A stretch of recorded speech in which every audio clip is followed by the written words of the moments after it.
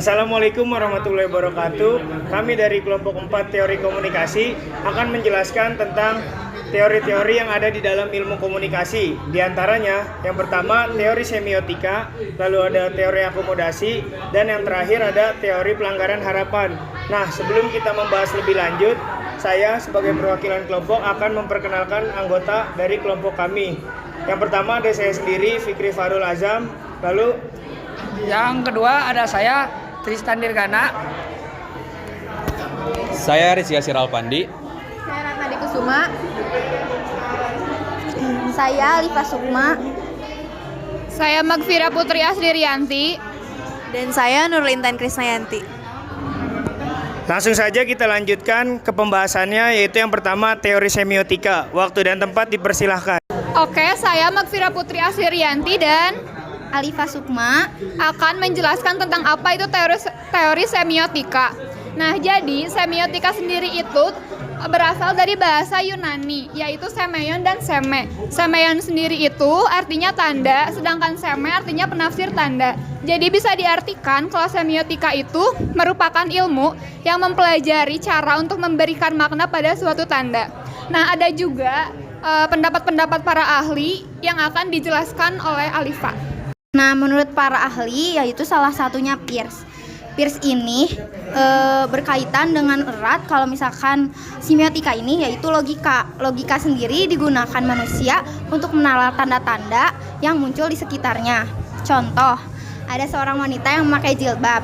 Maka wanita itu secara tanda atau secara gak langsung mengkomunikasikan dirinya kalau misalkan dia itu seorang muslim. Yang kedua ada Roland Barthes. Roland Barthes ini mengembangkan semiotika menjadi dua tingkatan, yaitu konotasi dan denotasi. Contohnya ada pohon beringin, yang dimana pohon beringin ini dijuluki sebagai hunian makhluk halus, yang dimana menimbulkan denotasi menjadi mitos seperti itu. Sekarang saya akan menjelaskan macam-macam semiotika. Yang pertama itu ada semiotik analitik. Semiotik analitik itu adalah semiotik yang berfungsi untuk menganalisis sistem tanda. Yang kedua ada semiotik deskriptif untuk memperhatikan sistem yang dialami sekarang.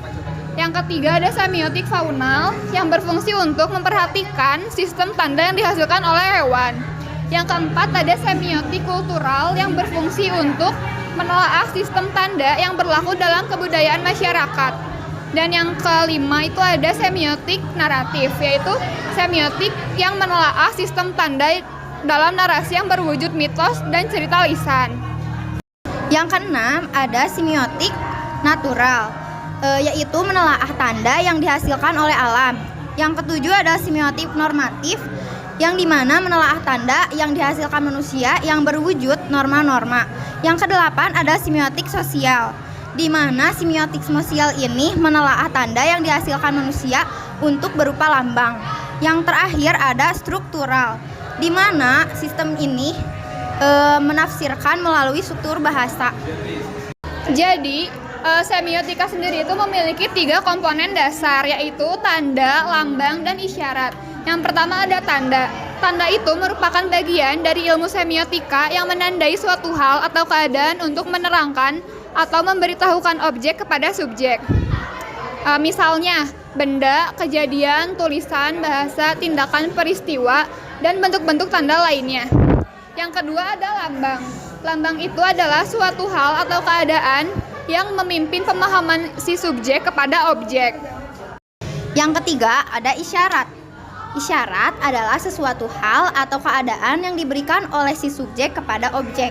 Jadi, isyarat selalu bersifat temporal atau kewaktuan. Jadi, kesimpulannya, semiotika komunikasi itu dalam kajian komunikasi merupakan unsur yang penting sebab tanda merupakan basis utama dalam komunikasi. Dengan tanda atau simbol, manusia dapat berkomunikasi dengan sesama. Semiotika dan komunikasi akan selalu kita perlukan dalam kehidupan sehari-hari.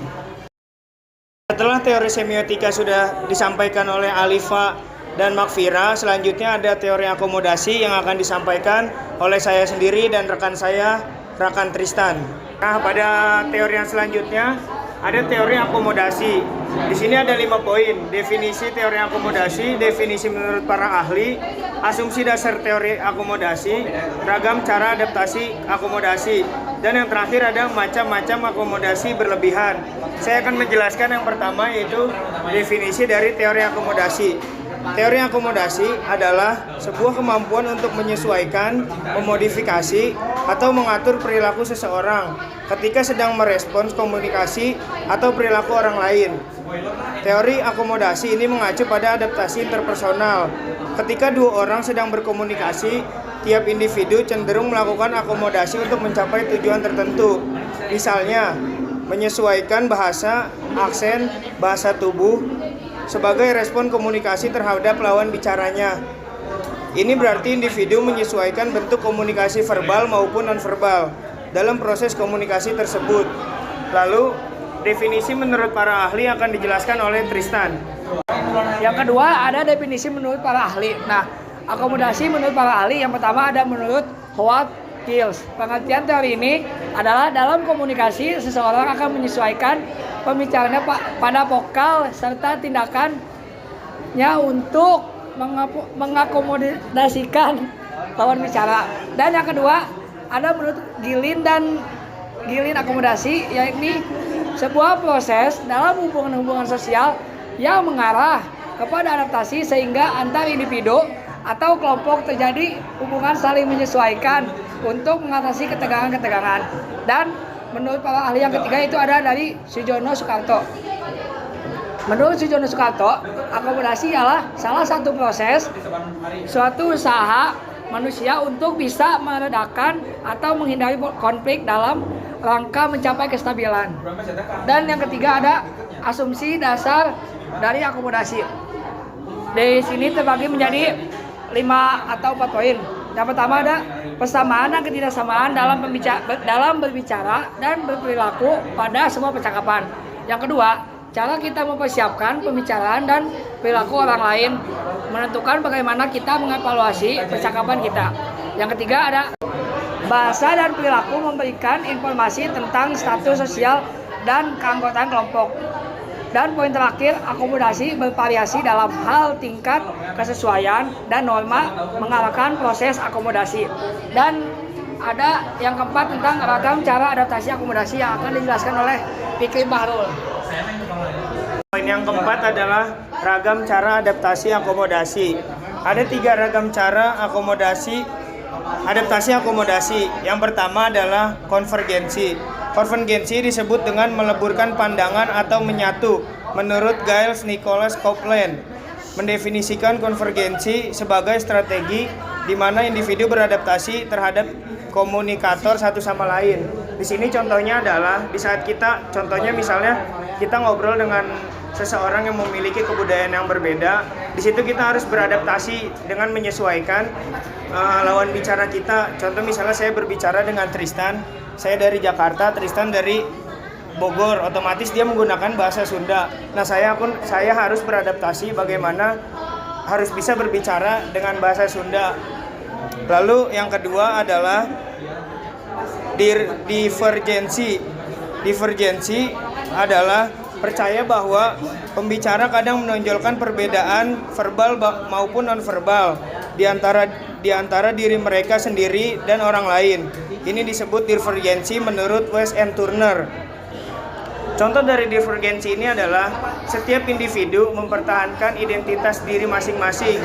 Di saat saya menggunakan balik lagi ke contoh yang pertama, jika saya berasal dari Jakarta sedangkan Tristan berasal dari Bogor, saya akan tetap mempertahankan bahasa daerah saya dan Tristan akan tetap mempertahankan bahasa dari daerah dia.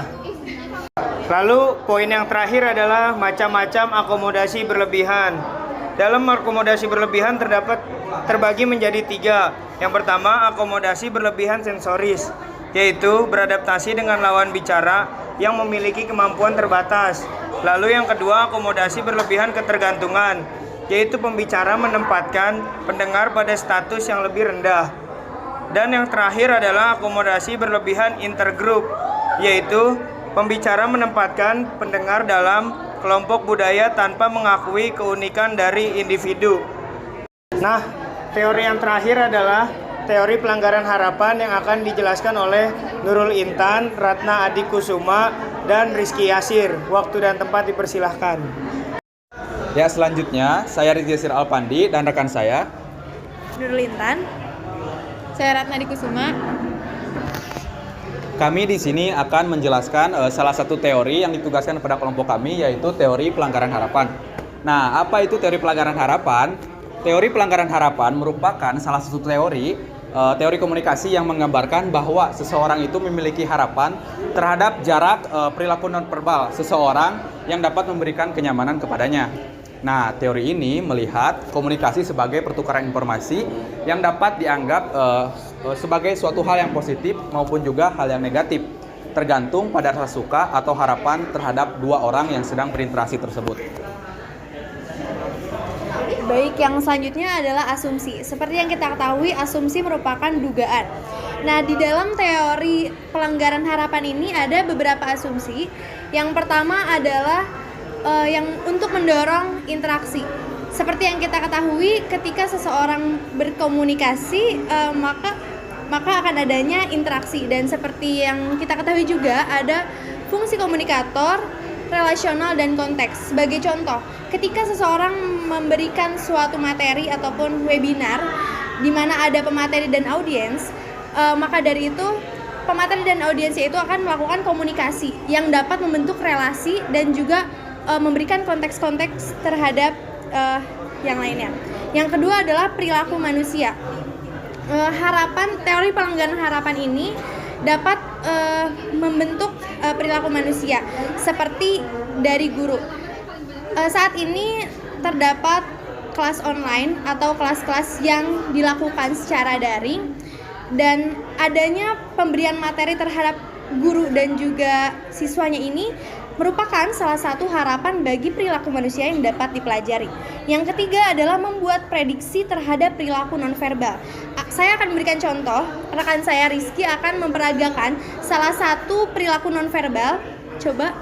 Nah, mungkin ketika dia memberikan simbol, itu artinya memberikan simbol haus, dan kita juga harus bisa menangkap apa yang maksudnya akan Iki sampaikan gitu. Yang selanjutnya adalah sejarah.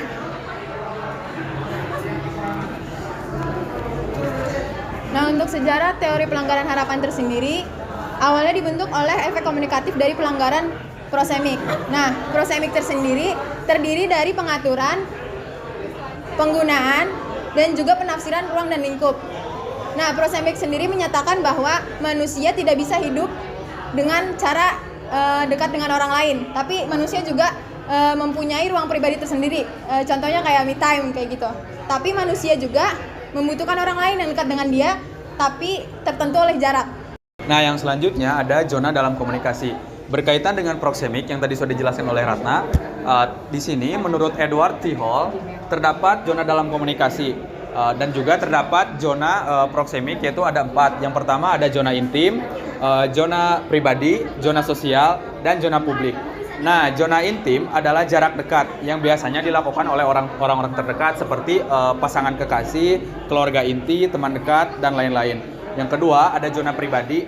Nah, zona pribadi ini disediakan untuk percakapan yang sekiranya dilakukan dengan teman atau keluarga besar, rekan kerja, dan juga tentang teman-teman diskusi kelompok. Dan yang ketiga ada zona sosial. Nah, zona sosial ini diperuntukkan bagi kelompok yang sekiranya baru mengenal atau baru terbentuk dengan orang-orang baru. Yang terakhir ada zona publik. Nah, zona publik ini diperuntukkan bagi halayak luas yang sekiranya orang-orang itu asing dan juga belum sama sekali mengenal satu sama lain. Yang selanjutnya yaitu konsep dasar. Nah, konsep dasar ini tentunya berkaitan dengan zona-zona yang sudah dijelaskan oleh rekan saya, yaitu hubungan yang dapat mempengaruhi interaksi. Jadi, ketika kita berhubungan dengan seseorang, pasti berpengaruh terhadap interaksinya gitu. Sebagai makhluk sosial yang memiliki ruang pribadi sendiri, tentunya kita tidak ingin ruang pribadi kita ini dilanggar oleh orang lain. Artinya, setiap orang pastinya memiliki privasi sendiri. Dan kita juga hanya akan bisa memberikan kebebasan kepada orang-orang terdekat dan juga orang-orang tersayang. Tentunya setiap orang memiliki orang terdekatnya masing-masing dan juga yang berbeda. Dan setelah itu suatu hubungan dapat mempengaruhi interaksi dan kebebasan ruang pribadi. Dan menurut teori ini, kita cenderung untuk memperlihatkan perilaku yang tidak diharapkan ketika ruang pribadi kita atau perilaku yang diharapkan mengalami pelanggaran. Jadi pada intinya, konsep dasar ini mengacu pada zona-zona yang dilakukan di teori pelanggaran harapan ini. Selanjutnya, Nah, untuk manfaat dari teori pelanggaran harapan, kita dapat memahami latar belakang dan sejarah, kita dapat memahami asumsi dari teori pelanggaran harapan, dan juga kita dapat memahami proposisi dari teori pelanggaran harapan, konsep dasar, dan juga kritik dari teori pelanggaran harapan yang sudah dibawakan oleh Rizky Yasir dan juga Intan. nah, yang tadi merupakan salah satu manfaat yang dijelaskan oleh Ratna, dan selanjutnya ada pula kritik-kritik terhadap teori pelanggaran harapan ini. Yang pertama adalah teori pelanggaran harapan menempatkan harapan yang dipengaruhi secara negatif. Yang kedua, harapan digambarkan sebagai hal yang tidak sesuai dan tidak jelas. Harapan ini ditunjukkan lebih banyak bagi orang-orang yang tidak dikenal dibandingkan dengan orang-orang yang berkaitan dengan dirinya sendiri. Dan yang terakhir adalah ketika orang tidak begitu saling mengenal, mereka akan berupaya untuk berkomunikasi untuk mengenal satu sama lain. Sekian yang dapat kami sampaikan. Mungkin selanjutnya akan kami serahkan kembali kepada moderator Fikri Fahrul. Yang bisa kami simpulkan di dalam teori komunikasi ini terdapat beberapa teori. Yang pertama ada teori semiotika, yang kedua teori akomodasi, dan yang terakhir adalah teori pelanggaran harapan. Nah, di dalam ketiga teori tersebut ini sangatlah berkaitan dan berhubungan dengan kehidupan nyata, seperti interaksi. Adanya interaksi antara individu dengan individu lainnya, penyesuaian, dan juga penafsiran makna ataupun konteks antar individu dengan individu lainnya. Selanjutnya akan ditutup oleh moderator kita. Demikian presentasi dari kelompok kami, kurang lebihnya mohon dimaafkan. Akhir kata, wassalamualaikum warahmatullahi wabarakatuh.